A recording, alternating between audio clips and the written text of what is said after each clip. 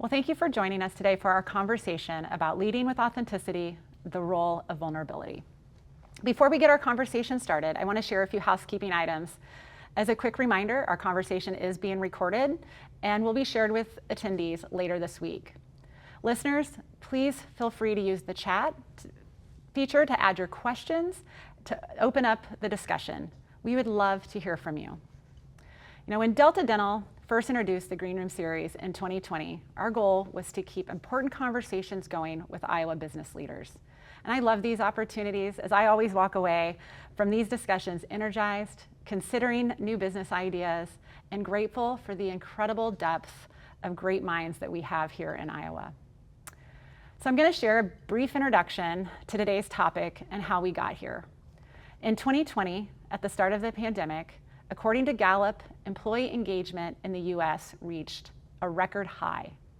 This coincided with a radical new way of seeing our leaders and hearing their thoughts.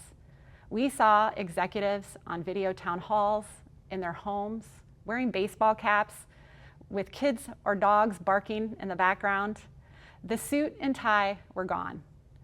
The perfectly polished speech was gone. And leaders were honest about what they didn't know. They became vulnerable and authentic. They were open about admitting that they didn't have all the answers. And they were actively listening to all team members. They said things like, "Tell me what's going on and what you need, not only from a professional standpoint, but personally."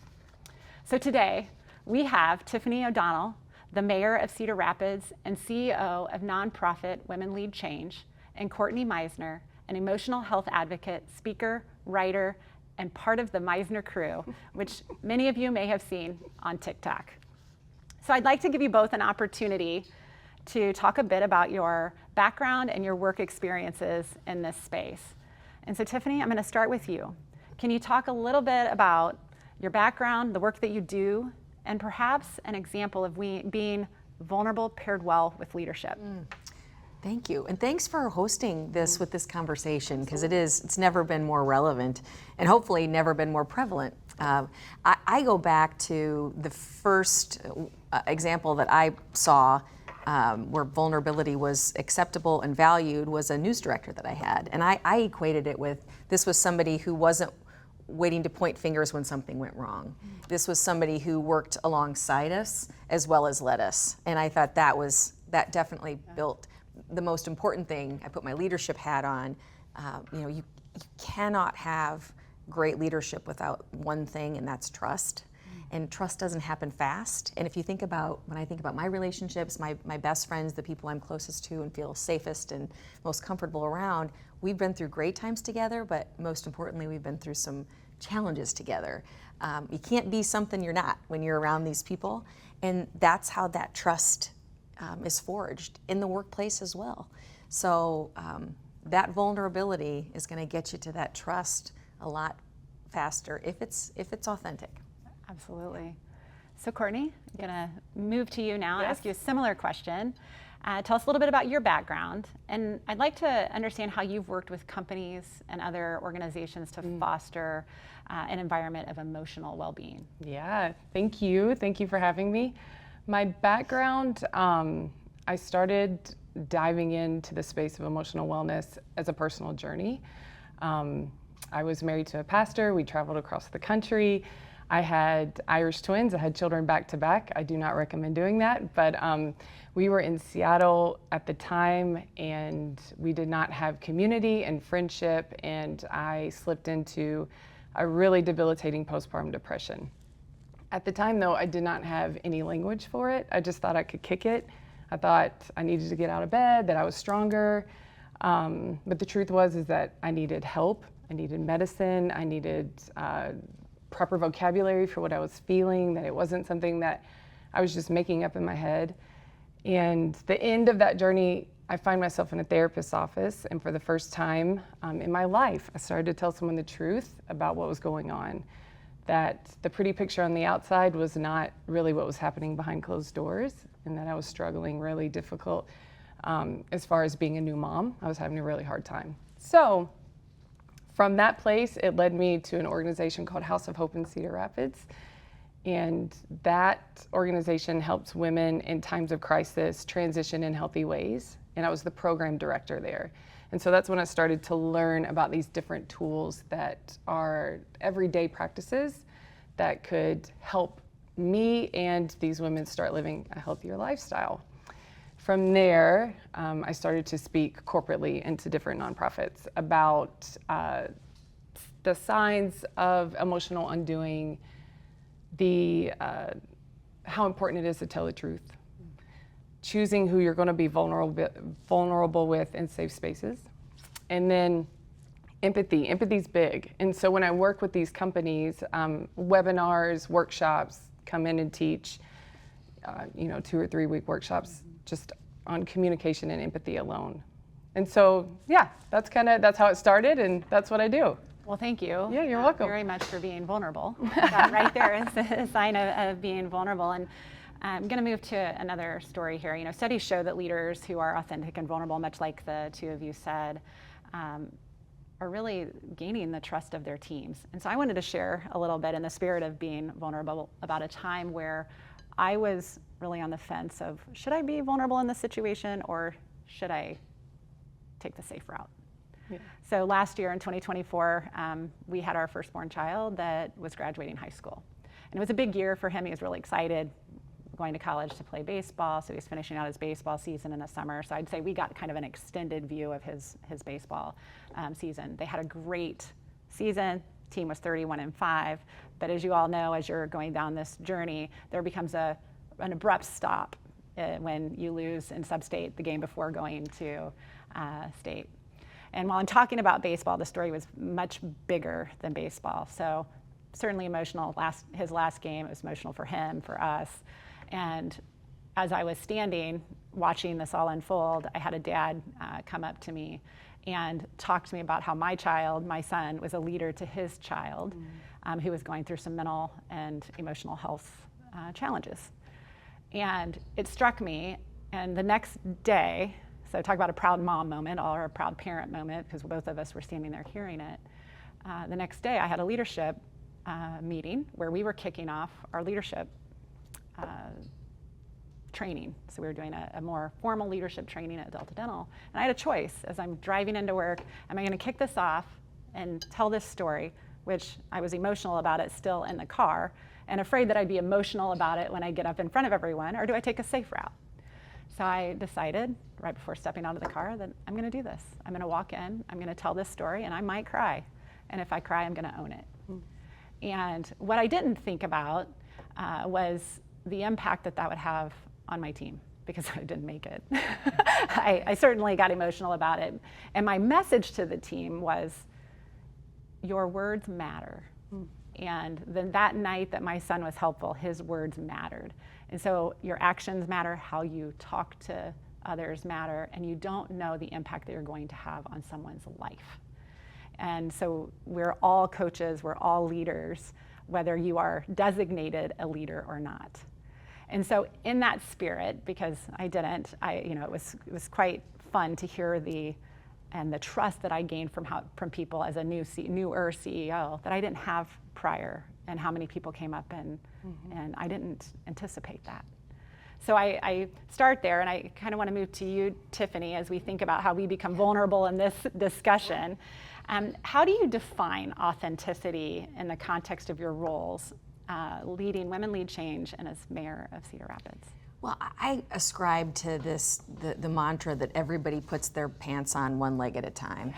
And I really mean that. And I credit the work that I've done in the past as a reporter, and now being 55 years old and having to be around all kinds of different people, understanding the reality of that, and understanding that everybody faces challenges on their own, and that the face we see on the outside, we know isn't the one on the inside. And frankly, I'm always a little suspicious of the ones that are a little too perfect anymore, because that's really not, we know that's just not. So I just feel like I don't have time.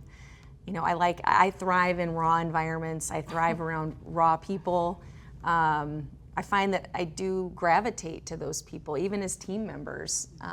People who I work with every day don't sugarcoat things. And I find too, and I've shared this before, I'm rarely gonna fault somebody for a mistake. Where I fault people is when they try to manage me in explaining the mistake or spin me. Because again, it comes down to not being real. I don't have time. I don't have time to decode.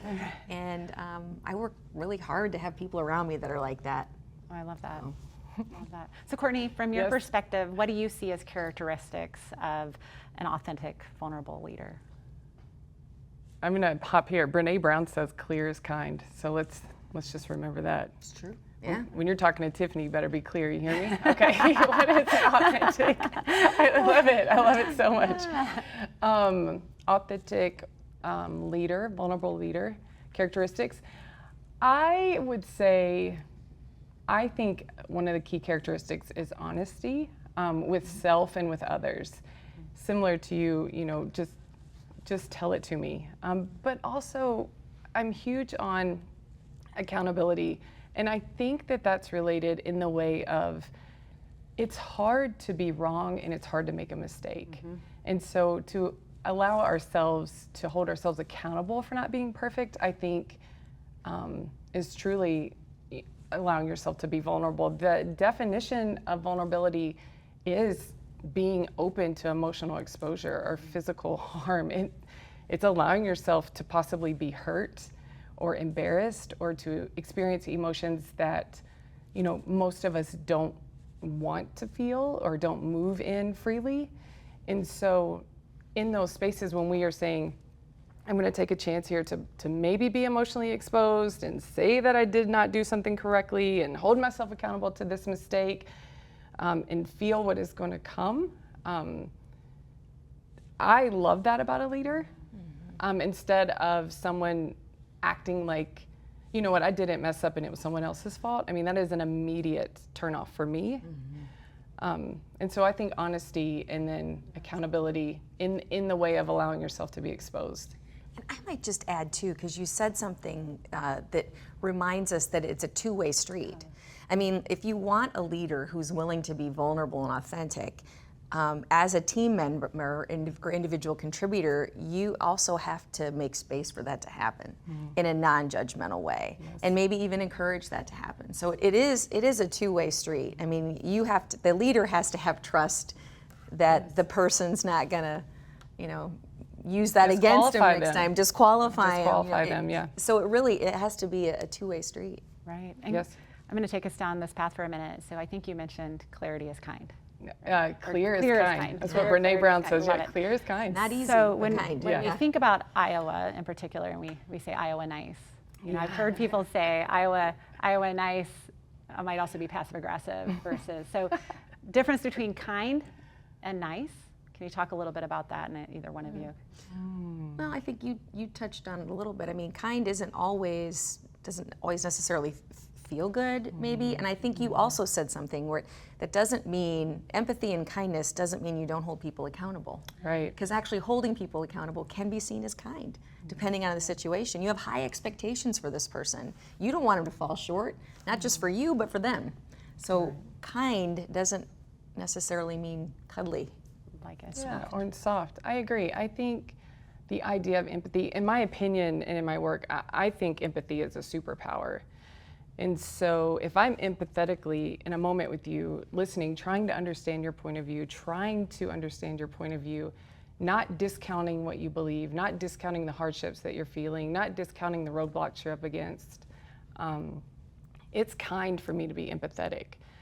It's not always necessary for me to agree or to just say, you know, we're just going to let this one slide. Sometimes we have to be empathetic while also pushing people towards a realistic expectation that you have for them in the moment. And so, yeah, that's what I think kindness is. I think there is a softness to it, but really it's in listening and understanding. It's not necessarily in just saying what the person wants to hear in the moment. Yeah. Very good, very good. So at Delta Dental, one of our core values is leadership at all levels. And, you know, much like you talk about, you know, we put our pants on the same way, one leg at a time, we believe that, you know, our team members find the best solutions. It's not me as a CEO or other leaders. It can come from anyone in the organization. So I always say that the person with the title doesn't always have the best solution. So how do we open that up? We also have a one team value that we certainly focus on. It's very essential to our culture. And we try to cultivate that. And I've found that leading authentically at times requires that vulnerability, and something that not all leaders traditionally are comfortable or willing to do. So Tiffany, I'm going to look to you to say, how can authenticity and vulnerability help leaders build the trust? You talked a little bit about that. With their teams, with their stakeholders. Can you give an example out of a time where you showed vulnerability? Or perhaps it's an example of someone else that has shown vulnerability and it had an impact on you. No, and I actually asked a team member of mine if they could recall a moment. And actually it was interesting, it was during a staff meeting. So again, these happen not necessarily in these monumental, leadership training sessions, or these happen in everyday moments, big and small. And this was just a small staff meeting where I had mentioned that I never quite felt that I fit in most of the groups where I find myself. And it was really surprising to a group of people who would look at me and assume that I fit in anywhere I go, a lot of different seats. But I was just honestly just sharing, I just really never felt like I fit in, very matter-of-factly.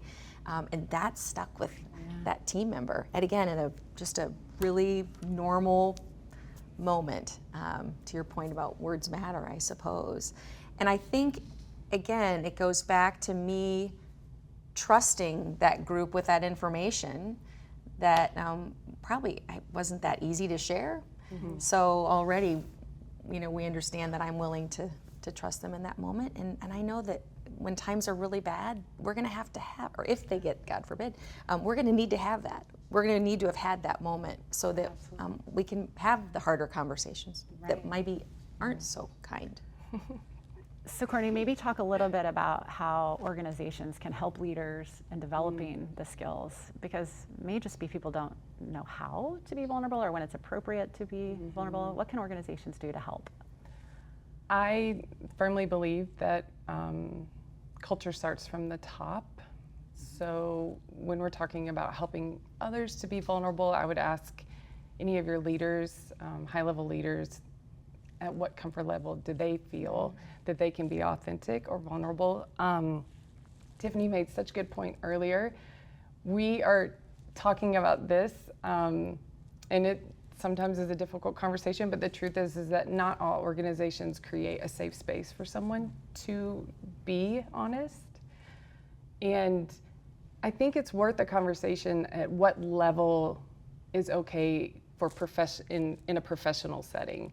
And so we had talked about this earlier, but there are levels to being authentic and vulnerable. You were just talking about, your girlfriends, your spouse, your therapist. There's some deep level information that they have created safety, and so it's an honor to share with them. It honors the relationship to share with them, but maybe that information isn't the right information for the coworker that started 3 weeks ago.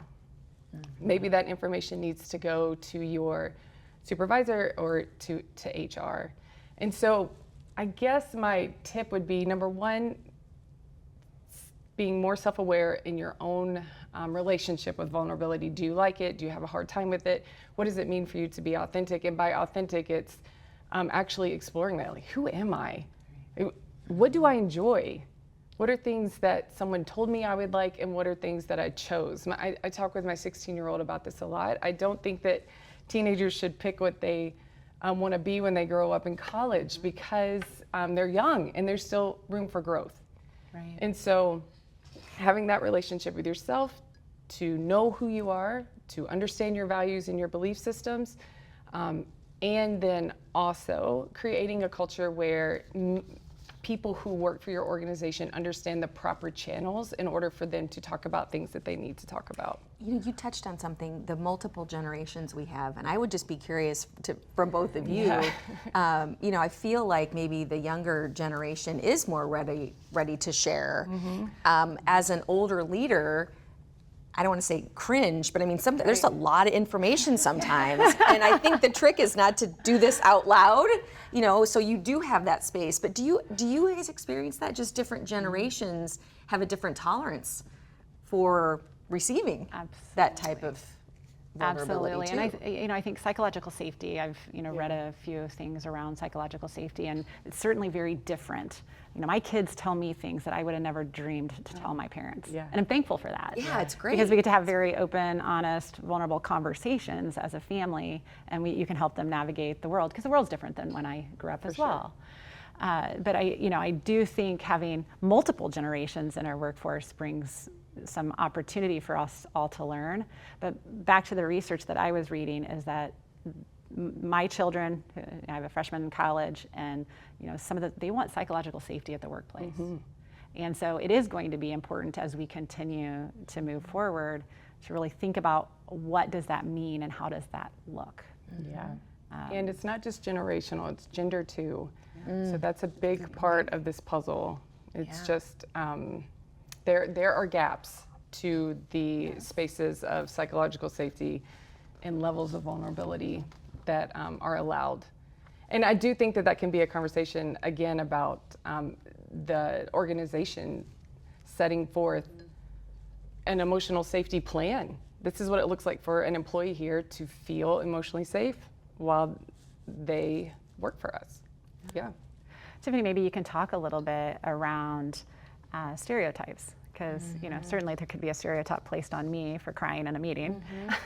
Do you think gender matters? What does that look like? I do. I think it does matter. I think the whole idea that our leaderships, and still most of our leaders are male, in this, as we sit here today, that whole vulnerability, their permission to be vulnerable during COVID, I think is really shifting that. And the idea that when women cry, it's not because we're sad, it's for a variety of other, but I think, Courtney touched on this a little bit too when you talked about being self-aware.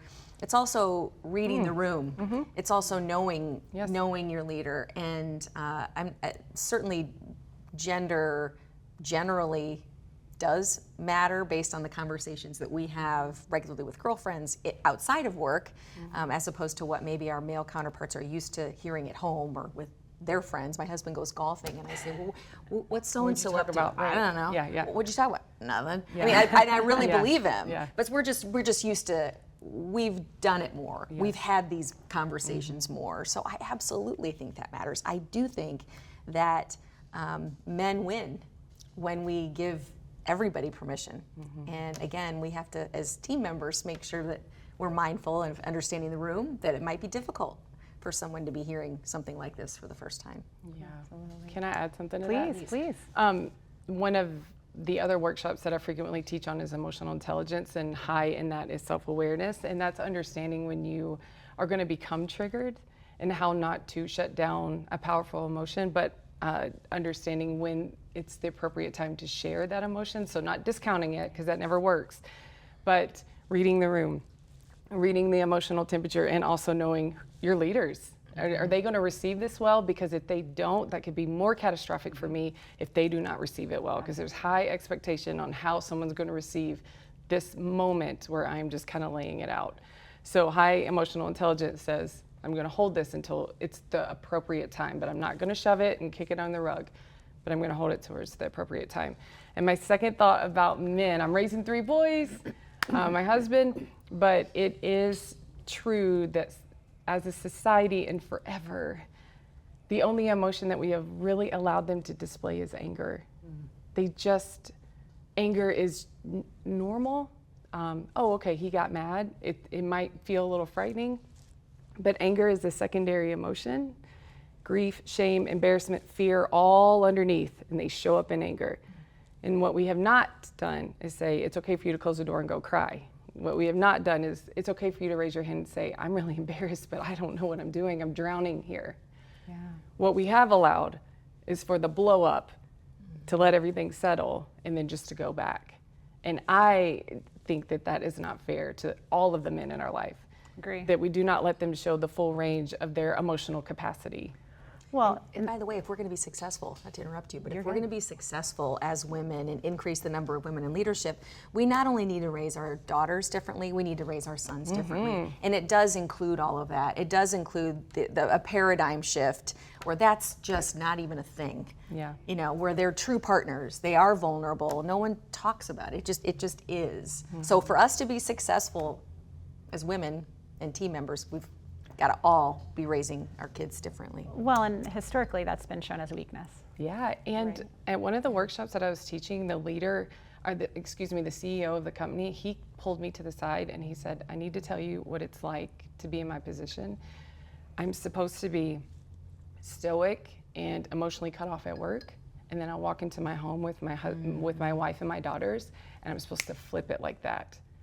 And so what we're asking is two different extremes of the emotional continuum. So don't show it at work because you cannot be weak. But when you get home, you need to emotionally connect with your spouse and your kids. And that's really difficult to do, actually, as a human being. So yeah, just something to think about. So also to that point, you know, sometimes it's also leads to, well, you're a pushover. If you're kind, if you're showing emotion, if you're empathetic, are you going to be a pushover when you're giving feedback? Right. And so maybe talk a little bit about how you view that. I've seen it as not ambitious. I will hear people describe a man, oh, he's not ambitious because he is this. He is this caring, empathetic, oh, he must not be very ambitious, which is really not fair. Yeah, no. Not at all. So I have a question that has popped up here that I want to kind of shift to for a minute from one of our audience members. And I'm going to read it here from my computer screen. It reads, my company was very diverse and had fairly equal representation in leadership, and then we were acquired. Following the acquisition, now leadership is nearly 100% white 50-year-old males. All opportunities for advancement are posted externally with no option to show interest internally. I have been here for a decade and have been one of the highest and outspoken performers in the organization. How does one in my shoes address the negative culture change that has occurred with my leadership when they are the ones who have fostered the negative change? I think that just underscores that leadership matters. Leadership and here ownership matters. And I firmly believe that the market takes care of itself. In a war for talent, there are people just like that person. I'm assuming it's a woman, I shouldn't assume, but they won't stay. You'll lose good people. Yeah, I don't know that I have a warm and fuzzy answer. I was going to say, get that resume ready. Yeah. Yeah. That's the truth. The market will figure that out. There's likely a talent retention expert somewhere that would be able to answer that better. But the consequences of an unsafe culture are that you will lose good talent. Yes, and you will lose the creativity and the innovation if you're not approachable, if you're unapproachable. That's where it starts stifling because you're not hearing when the mistakes happen. That's when people, may fear telling a leader, and so. I also think there's a real business case. We know the business case for having, diversity of voice at the table. And this company, maybe they've been able to be so successful this far. I just think if I'm their strategic planner, I'm looking very hard at whether that's sustainable. Absolutely. In the current culture. Yeah. So I don't know if we helped. I don't either. I know. We probably didn't help the company, that's for sure. So there's another question here and it relates back to our question around the anger piece, is how do you help understand what the anger really means? Yeah. I have some lead-in questions if you are close with the individual and you are in a position in their life to ask. But it is important to first ask, hey, I've had something on my mind. Would it be okay for you and I to talk? And so someone might say no, or someone might say, and that's okay. If they say no, I'm not going to talk about it, then you need to respect that boundary. Absolutely. But if they say yes, this is the stuff that I learned in therapy. The next part of the conversation is, listen, I care about you, and I have seen a pattern of behavior. So you don't just talk about, like, dude, you're a jerk, or sis, you're a jerk. I'm from the South, so we have those, like, I've seen a pattern, and I just want to know, are you okay? And I'm here. I want to hear about it. And so it's opening up the door for someone to tell you why they're upset without saying, you are a volcano and no one wants to be around you. Well, that's going to shut them down. So what you are letting them know is, I want to be around you and I want to know what's going on at a heart level. Sometimes those, even using the words that I just said, if we're not practiced in that, I mean, it feels awkward even to go do it, especially to a coworker. But if you're in leadership and you really care about your employees, or you have someone who is unraveling, who otherwise has not shown that pattern, but this pattern is new, I mean, for sure have that heart-to-heart conversation. I see a pattern in your behavior. Can we talk about it? Yeah. The other thing I've noticed with that is that person at that moment maybe doesn't want to talk about it. For sure.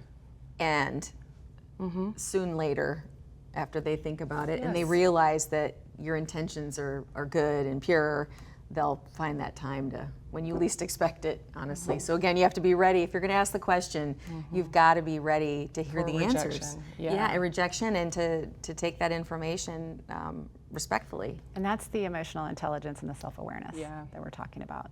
That when you have high emotional intelligence, you're self-aware of what your behavior is going to potentially have on someone else. Yeah. Particularly in that situation, is so important. There's a term I use a lot in these workshops called your emotional wake. So it's the aftertaste that you leave people with after they have an encounter with you.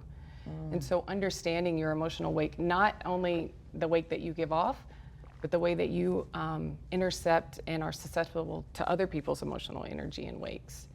So that's high in the self-awareness too. And you can use those terms in these conversations if you want. Your emotional wake has been disruptive, But our knee-jerk reaction is always to protect ourselves. So people will likely say, I don't want to talk about it. But maybe if they feel safe, they understand that there's not a risk, then hopefully you can get to the root of the problem. Yeah. Absolutely. So I want to talk a little bit about culture. Certainly at Hilton, we embrace our mission and our values. We live them. Talking about starting from the top, we talk about our values all the time. We ask others, we hold each other accountable. And it's not just leaders doing that, it's across our organization.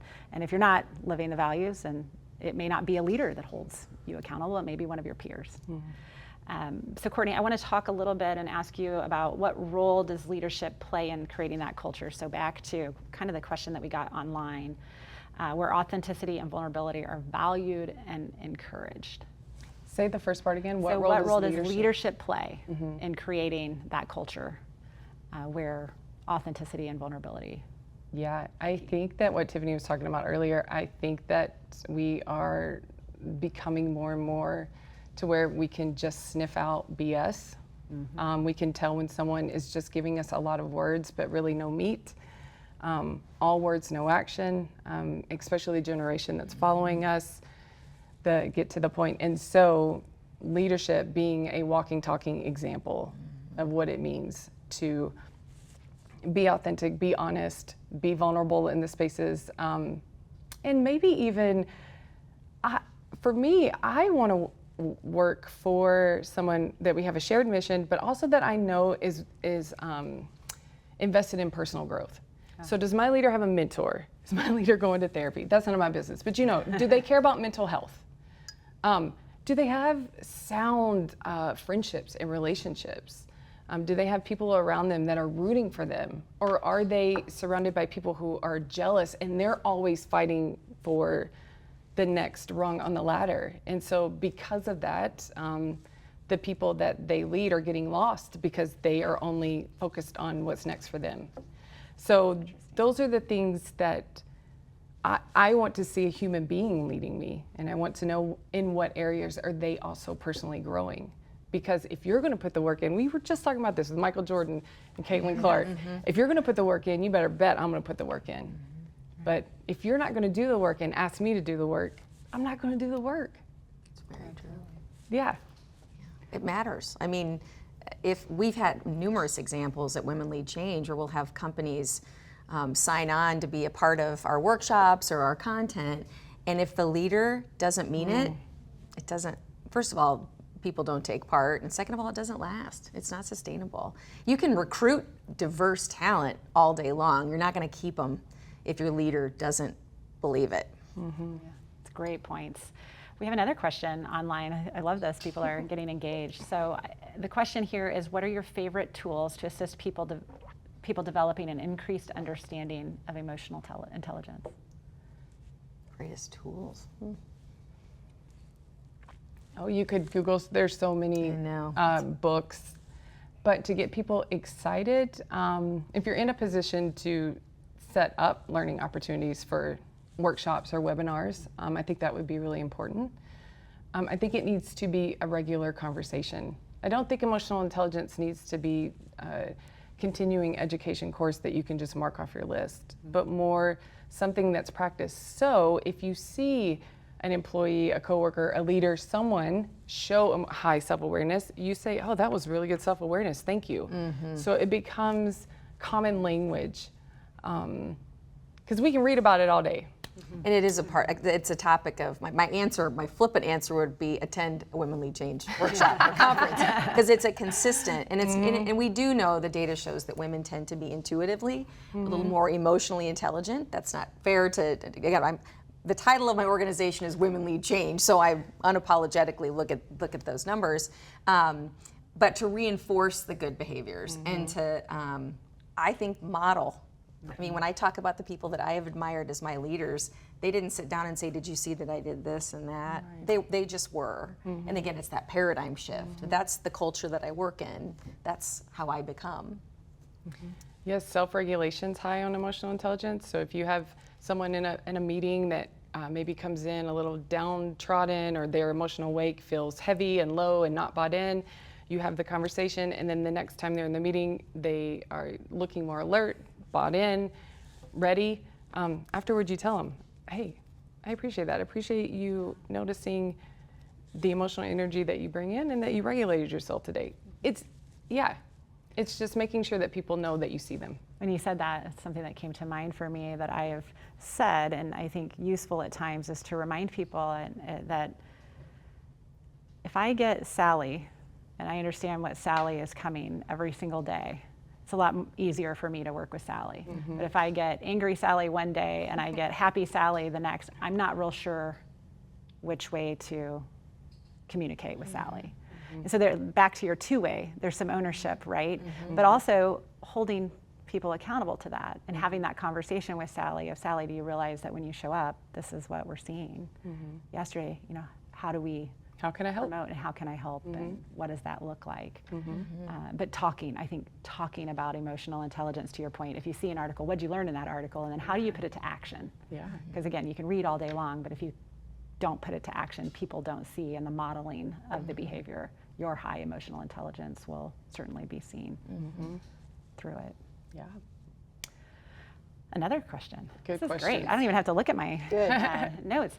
So do you have any advice to develop a relationship with a coworker that has been hard to develop?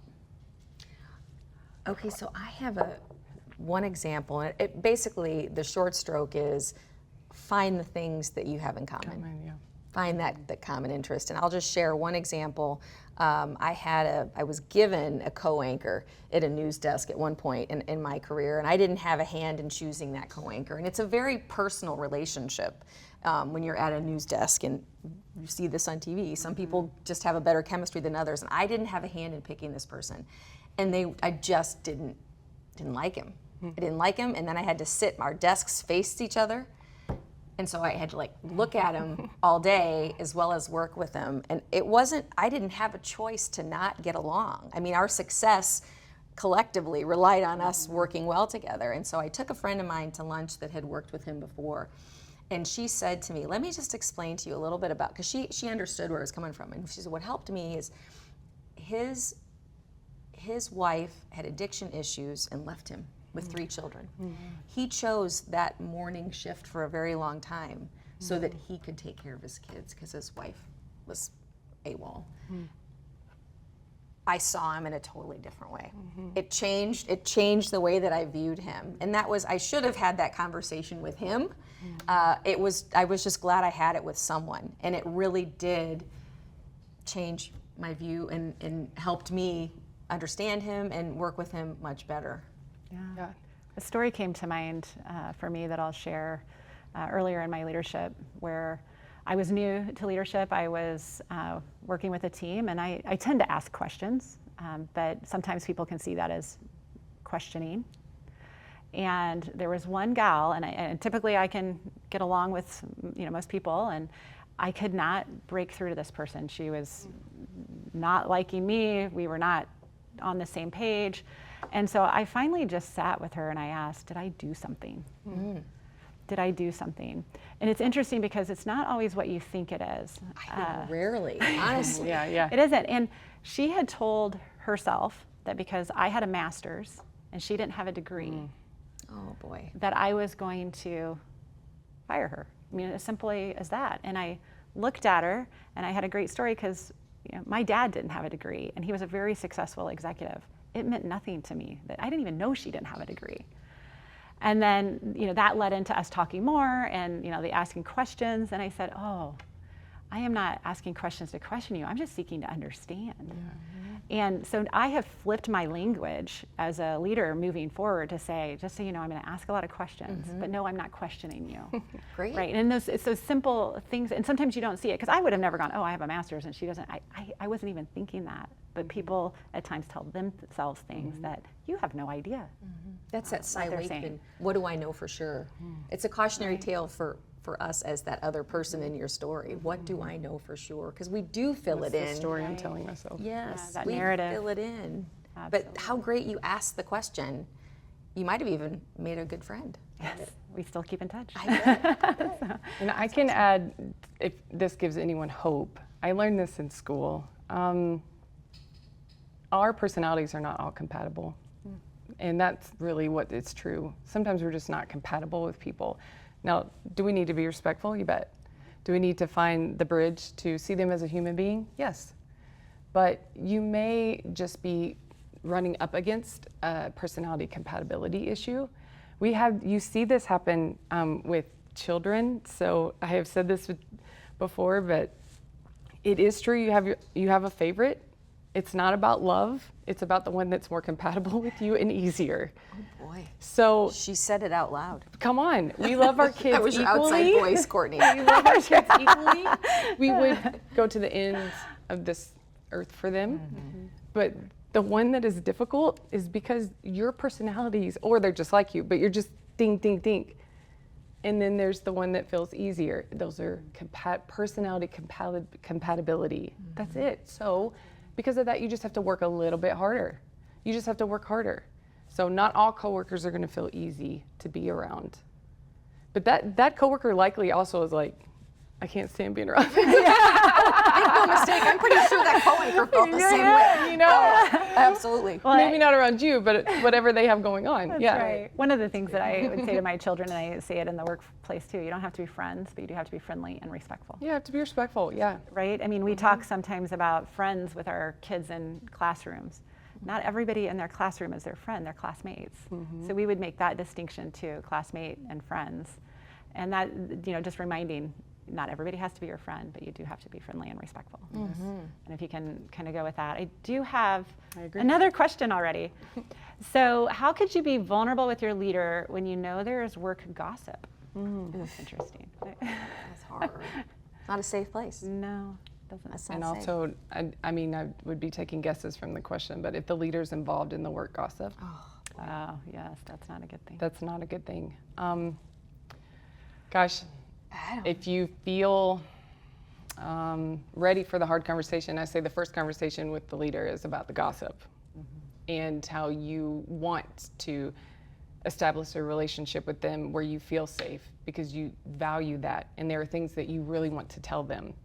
But currently as it stands, work gossip is a roadblock to the two of you connecting on a level that you need to connect so you can get these goals achieved for them. One of the things that I would add to that is be sure you go in with a solution, Oh yeah. right? Don't just go in with the problem. How do you see fixing that and have a solution? It might not be at the end of the day the right solution, and that's okay. But most leaders would certainly appreciate if you've thought through what that might look like in in the future. That's also not a great leader. I have no time for that. Right. Sound That's not the examples answer. too. Oh, You can't be yes. accusatory. You're going to have to come in with what the young people call receipts. What do I know for sure? What I know for sure. Yeah. Yeah. Because writing your own narrative is a thing. Oh, So for how do we? sure. We all do it. Yes. So we are about 15 minutes left, so I do want to ask and remind folks online that if you have any more questions, please bring that to our attention, and I'm going to see which question might be one of our last few that we get to answer. So I think I'm going to go with this one. Where do you see the shift toward more vulnerability? That's a hard See, there's word. that question. You did that, it. It's that a hard word, yeah. And more authenticity going. Is it a trend or is it here to stay? Tiffany, you want to start? I hope it's here to stay. Me too. Back in the olden days, we would call a straight shooter refreshing. Now I think it's really valued. I think we've seen real benefits from, and at the end of the day, it's about that, right? I mean, good leadership gets good results. You know, culture improves, workforce doesn't suffer. I don't have the data, but I'm guessing that authenticity and vulnerability rank really high in terms of high-performing teams. So I don't think they're going anywhere. Very good. Are there any cautions that you'd apply in moving toward more vulnerable leadership? Yes. We alluded to it earlier. I do think that there's levels to the information that you share and with whom that you share. Here's what's true. When we are hurting or in pain, we reach out for validation, love, belonging. And sometimes the places that we reach out to do not receive that well, which further pushes us back inward, makes us not want to open up and talk, and or makes it hurt worse.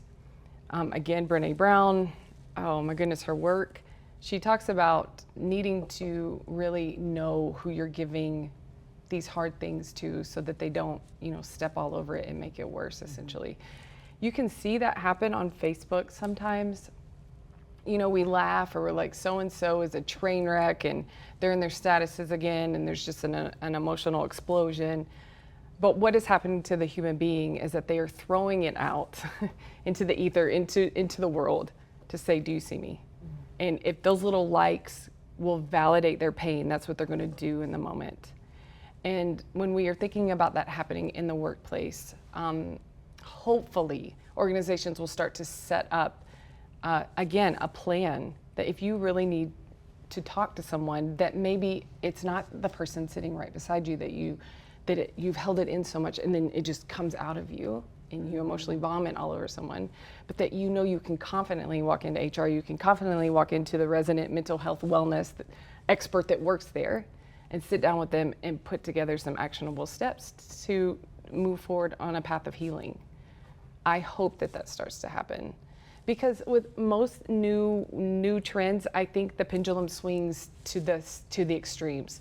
Closed off, I know everything about you. And I'm hoping that this will stay, but it will balance itself in the middle. Yeah. I always say, be the leader that you wish you had. And more importantly, I say now, be the leader I want my kids to have. Or anybody out there, somebody you care for or love, be the leader that you want them to have, not only on the great days, but on the rough days too. And expand that even a little more. You don't have to be the actual titled leader to behave in these ways and to move your life forward in a positive way at work, at home. I mean, enough people start emulating it. It can be a really great thing. Yeah. And you think about the bottom line and profit margins for people, they're looking at that. The truth is you may have employees that are sitting there and their bodies might be doing the work, but their minds are gone.